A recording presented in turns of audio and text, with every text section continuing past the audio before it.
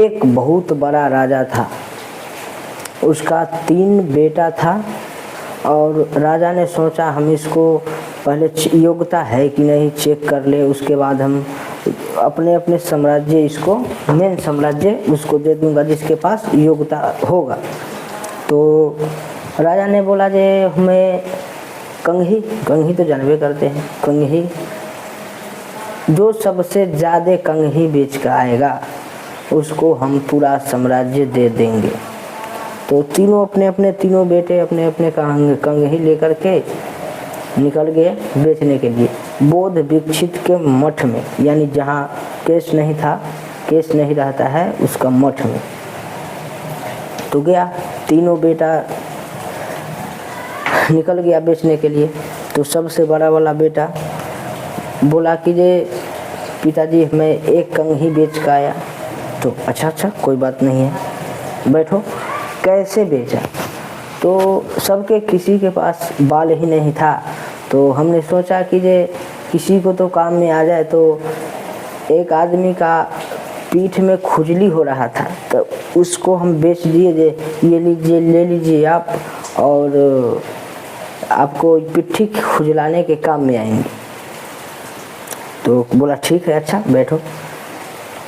दूसरा का बेटा आया तो बोला कि ये पिताजी मैंने 10 कंघी बेच कर आए।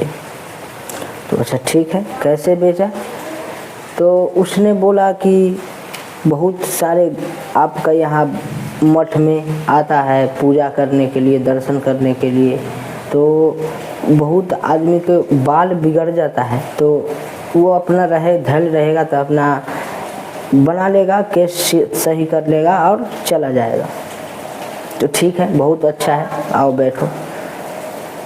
दोनों ने अपने अपने कहानी बता दी। और एक बात जान जाइए, जिसके पास योग्यता है वो कहीं न कहीं से अपना मेन चीज़, मेन समय और मेन अक्ल लगा करके बेचकर ही आएगा। तो सबसे छोटा बेटा गया और बाबा को जो मेन मठ में आदमी था, मठ में मेन जो आदमी रहता है, उसको बोला कि ये गुरुजी आपके पास इतने लोग आते हैं, इतने यात्री आते हैं, तो कुछ आपको यहाँ से लेकर जाते हैं, उसको ध्यान रखते हैं कि नहीं? तो बोला कि ये आता है सब और देखता है, घूमता है, अपने अपने सामान लेकर मतलब से जाते हैं, फिर चला जाता है।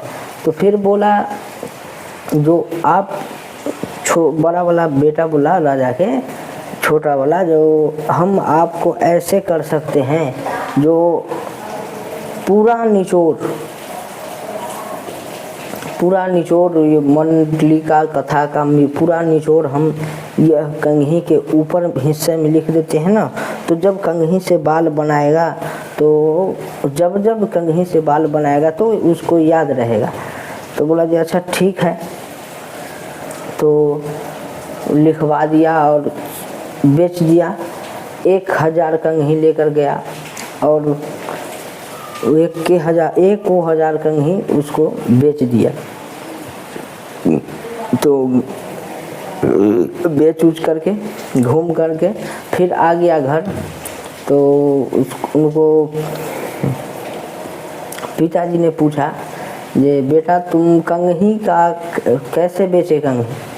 तो बोले पिताजी मैंने साधुओं से बात किया, सबसे बड़े जो मठ में आदमी थे उनसे बात किया और बात करने के बाद उनको हर एक चीज़ समझाया उनको। जो आपको पूरा निचोड़ हम लिख देंगे, वहाँ कंघी के ऊपरी वाले हर हिस्से में 1 इंच जहाँ रहता है ना उसमें लिख देंगे। और वो जब अपने बाल बनाएंगे तो उनको जब बाल बनाएंगे तो उनको याद रहेगा और आपको कभी भी मंत्र भूल नहीं पाएंगे। तो बोला जैसे ठीक है। तो कितना कंघी बेच दिया? तो बोले कि 1000 कंघी बेच दिया। तो पूछा कैसे? तो बताया जे ऐसे बाबा को बोले और बनाने थी कंघी पर पूरा मंत्र के उच्चारण लिख दिए। तो बेच कर और चलाए। तो उनको पिताजी ने बोला, राजा ने बोला जे बेटा तो बोला कि जी पिताजी, तो 1000 ही क्यों कंघी बेचा? तो छोटे बेटे ने कहा 1000 हम ले ही कर गए थे, तो कितना बेचे?